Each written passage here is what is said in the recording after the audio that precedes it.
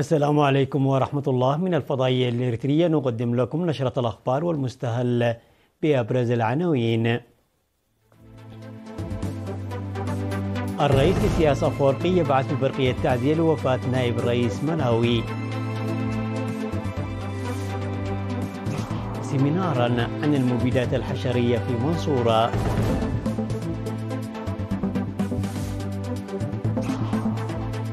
مانييل جابريهيرس يفوز بسباق ضد الساعة في بطولة إريتريا للدراجات الهوائية. 4 سفن روسية بينها غواصة نووية ترسل بسواحل كوبا. رئيس الوزراء الصيني يصل نيوزيلندا ضمن جولة تشمل أستراليا.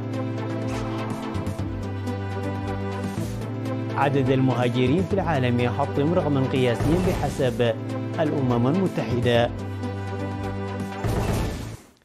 إلى التفاصيل.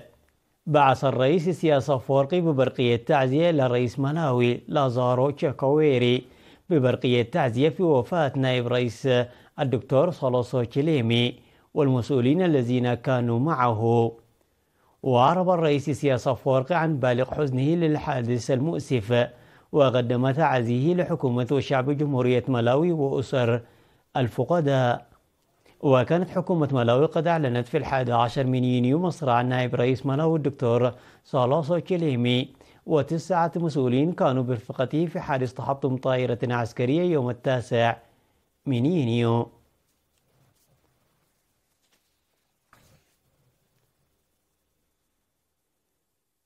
نظم قسم الخدمات الرقابية الإقليمية في إقليم القشبركة سيمينارا في مديرية منصورة للمزارعين وإدارات الضواحي وممثلي المؤسسات الحكومية ومؤسسة القلال والمواشي حول إدارة واستخدام المبيدات الحشرية. وأوضح مسؤول القسم السيد حقوس قبر مريم إن الضرر من المبيدات يفوق فوائدها ما لم تستخدم بشكل صحيح، وبمعرفة المتخصصين للتخفيف من الأضرار المحتملة على الحيوانات والبيئة. وقال مدير مديرية منصورة سيد أدسي قبر قرقيس أن هنالك الكثير من الأخطاء والإهمال في استخدام وإدارة الأدوية عامة والمبيدات خاصة، موضحا بأن المحاضرة لها أهمية كبيرة للتعريف بالأساليب التي يتوجب اتباعها.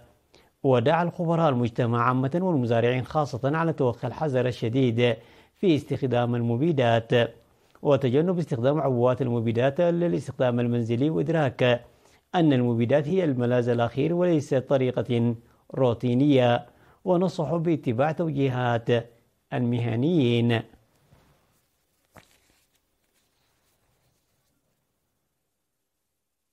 تخرج 279 طالبا وموظفا في كلية العلوم والهندسة والتقنية، من بينهم 126 من الإناث في 12 من يونيو من دورة تدريبية مهنية لمدة 3 أشهر. وقال ممثل الاتحاد الوطني للشباب والطلبة في كلية العلوم الشاب رمضان محمد نور إن 142 متدربا شاركوا في التدريبات في مجالات المونتاج والتصوير ولغة الإشارة واللغة العربية. ودعا عميد الكلية بروفيسور جبراياس جودومن المتدربين ليكونوا مثالا يحتذى به وتطوير التدريب بالعمل التطبيقي ونقله إلى الآخرين. وتلقى 137 طالبا من كلية الهندسة والتقنية تدريبا مماثلا في تركيب معدات الطاقة الشمسية والمونتاج والتصوير. ودعت مسؤولة الاتحاد الوطني للشباب والطلبة فرع ساوى ومؤسسات التعليم العالي السيدة منصورة إسماعيل الشباب على الاستفادة من الفرص التي يوفرها الاتحاد والانضمام إلى الأندية التي تناسب اهتماماتهم.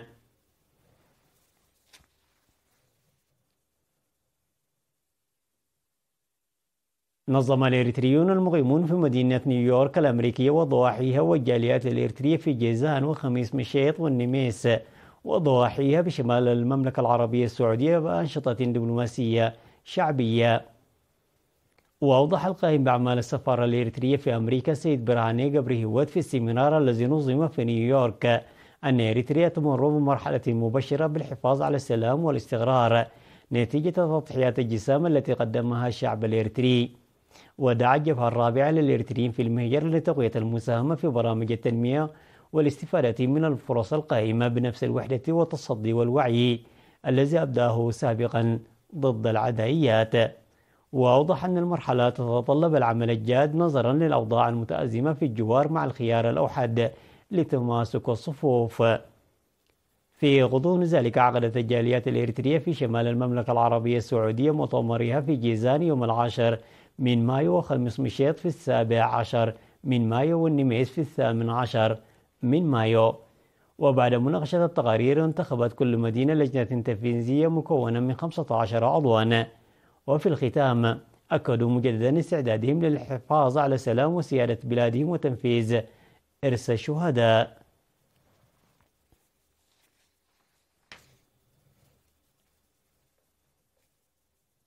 أشاد رئيس جمعية المتبرعين الطوعيين بالدم في إقليم جنوب البحر الأحمر السيد عثمان عبد القادر بازدياد التبرع بالدم في الإقليم، وذلك في الحفل المنظم يوم 13 من يونيو في عصب بمناسبة اليوم العالمي للتبرع بالدم.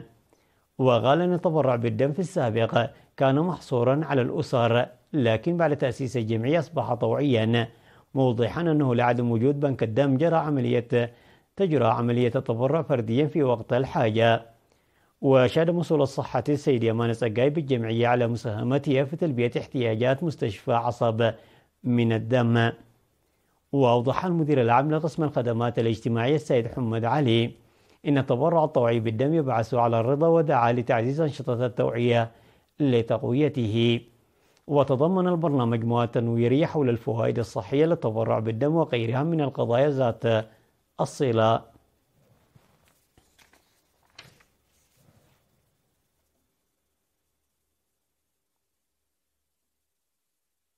قام الاتحاد الوطني للمرأة بتأهيل 24 من المحتاجين بالقوارب في مديرية قلعلو. وقال مدير مديرية قلعلو السيد محمود إبراهيم أن البرنامج يأتي استمرارا للدعم الذي تقدمه مختلف الجهات، داعيا المستفيدين إلى تكثيف جهودهم لإحداث التغيير في حياتهم الاقتصادية. ومن جانبهم ذكر المتأهلين أن مساعدة مختلفة تقدم لهم من قبل، لكنها لم تحدث التغيير المنشود في حياتهم، معربين عن ثقتهم في إحداث العون جديد التغيير في حياتهم المعيشية لارتباطه مع أوضاع وموارد منطقتهم. في غضون ذلك قامت الجمعية الوطنية للصنف ومديرية قلعلو بتأهيل 4 أسر بالماشية بقيمة 10,000 نقفة لكل أسرة. وقال ممثل وزارة العمل والرعاية الاجتماعية في المديرية السيد محمد عبدو أن البرنامج نفذ برعاية الوزارة، مذكرا لتعزيز دور ودعم أولياء الأمور وشركاء العمل ليكون التأهيل أكثر فعالية.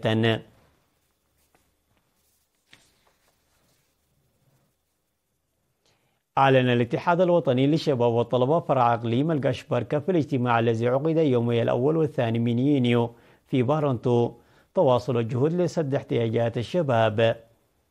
وأوضح مسؤول الفرع سيد ماريكوس جرماسيان أن الاتحاد يعمل بوضع برامج تتماشى والإمكانيات والموارد بالتعاون مع المؤسسات الحكومية والمجتمع. وتم في المناسبة تخريج 460 شابا من دورة تدريبية من 16 مديرية تلقوا التأهيل في العلوم الاجتماعية. وقال رئيس الاتحاد الوطني للشباب والطلبة السيد صالح أحمد دين الذي حضر الاجتماعين أن رفع الوعي وتعزيز التنظيم هو أحد أولويات الاتحاد. وذكر حاكم إقليم القشبركة السفير محمود علي حروي وسكرتير الجبهة الشعبية للديمقراطية والعدالة السفير محمود علي جبران أن الجهود المبذولة لتعزيز تنظيم الشباب وتمهيد الأرضية لهم لتطوير قدراتهم وبيئاتهم تعتبر مشجعة. وأكدوا على مساهمة الإدارة والجبهة لسد نواقص المراكز الشبابية للإيفاء بالمتطلبات الأساسية للشباب.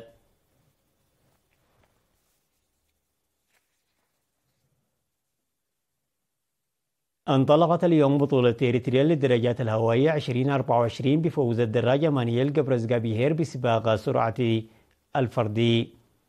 وحصل مانييل على الميدالية الذهبية لفوزه بالسباق الذي بلغ طوله 36 كيلومترا في زمن وقدره 43 دقيقة 32 ثانية و29 جزء من الثانية، بينما حل هينوك من لوبرهان وبنيام قرماي في المركزين الثاني والثالث لينال الميداليتين الفضية والبرونزية. وفاز الدراجة مانييل عضو نادي ليد تريك بسباق الكيلومتر بمعدل سرعة قصوى بلغت 49 كيلومتر فاصل 6 في الساعة. وفي فئة الإناث فازت ريام داوود عضو نادي دندن التابع لوزارة الدفاع بالمركز الأول، وهي المتسابقة التي فازت به العام الماضي. واحتلت ميلينا يافيت من نادي دندن المركز الثاني، وسوزانا في الساهية من نادي الإقليم الجنوبي على المركز الثالث. وستقام بطولة إريتريا لعام 2024 للدراجات على الطرق يوم السبت 15 من يونيو. الأخبار العالمية بعد فاصل قصير، تفضلوا بالبقاء معنا.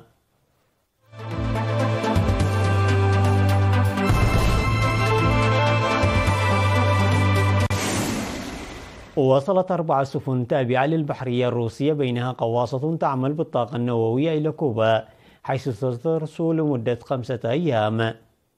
وكانت ناقلة النفط بيشين وزورق الفطر نيكولي تشيكار الحامل ألوان العلم الروسي الأبيض والأزرق والأحمر أول من دخل ميناء هافانا. وتبعتهم بعد ذلك بوقت قصير الفرقاطة أدميرال غورشوكوف. وقالت وزارة القوات المسلحة الثورية الكوبية في بيان الأسبوع الماضي: لا تحمل أي من السفن أسلحة نووية، لذا فإن توقفها في بلادنا لا يمثل تهديدا للمنطقة. وأوضحت أنها زيارة تحترم بشكل صارم القواعد الدولية التي تلتزم بها كوبا، وتستجيب للعلاقات الصداقة التاريخية بين هافانا وموسكو. شدد رئيس الوزراء الصيني لي تشينغ على أن الخلافات بين بلاده ونيوزيلندا يجب أن لا تتطور إلى شرخ بين البلدين، متعهدا تعزيز التعاون التجاري والصداقة بعد وصوله إلى ويلين غوتون لعقد محادثات ثنائية نادرة. ويقوم لي بجولة تستمر 6 أيام تشمل نيوزيلندا وأستراليا، وهما شريكان تجاريان رئيسيان لبكين، لكنهما باتا ينتقدان بشكل متزايد توسع النفوذ الصيني في منطقة جنوب الهادئ. وقال لي للصحفيين بعد اجتماع ثنائي مع رئيس الوزراء النيوزيلندي كريستوفر لوكسون: من الطبيعي ألا نتفق دائما في كل شيء. من جانبه أكد لوكسون أنه استغل فرصة الاجتماع لطرح قضايا حساسة مثل التدخل الخارجي والتصعيد المسجل في الفترة الأخيرة في بحر الصين الجنوبي. ويعد لي المسؤول الثاني بعد الرئيس الصيني شي جي بينغ، وهو الشخصية الأعلى مستوى في بكين التي تقوم بزيارة رسمية إلى أي من هذين البلدين منذ العام 2017.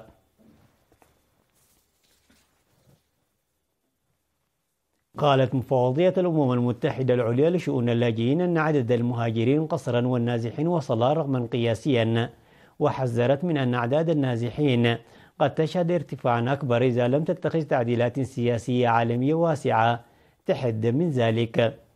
وقالت المنظمة الأممية أن عدد النازحين بلغ 117.3 مليون حتى نهاية العام الماضي، وأن هذا الرقم يشمل اللاجئين وطالبي اللجوء والنازحين داخليا، ممن اضطروا للنزوح بسبب الصراعات والاضطهاد وأشكال من العنف متباينة ومعقدة. وقال جراندي أن الصراعات ما زالت تشكل دافعا كبيرا للنزوح، في حين قالت المفوضية في تقريرها عن الاتجاهات العالمية للنزوح القسري أنه جرى تسجيل زيادة سنوية في عدد النازحين قسرا على مدى السنوات 12 الماضية. وتشير تقديرات المفوضية إلى أن عدد النازحين قسريا شهد زيادة أيضا في الأشهر ال4 الأولى من العام الجاري 2024، ورجحت أن يكون العدد قد تجاوز 120 مليونا بحلول نهاية إبريل الماضي.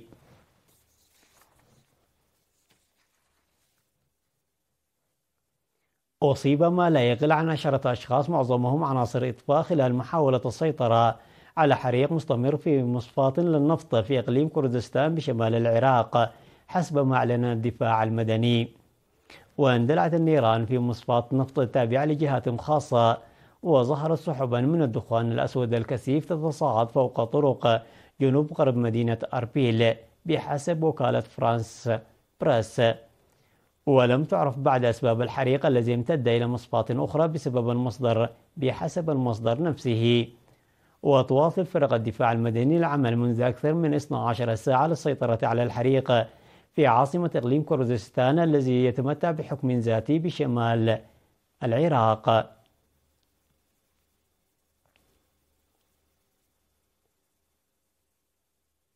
تذكير بالعناوين مجددا. الرئيس إسياس أفورقي يبعث ببرقية تعزية لوفاة نائب رئيس مالاوي. سيمينارا عن المبيدات الحشرية في المنصورة.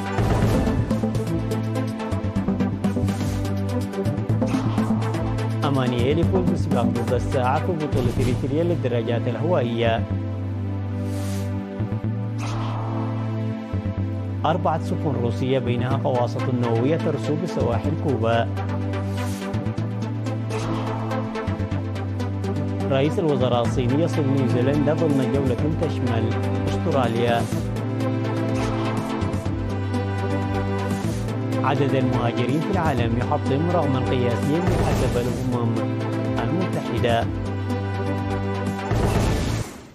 وصلنا إلى ختام النشرة، في أمان الله.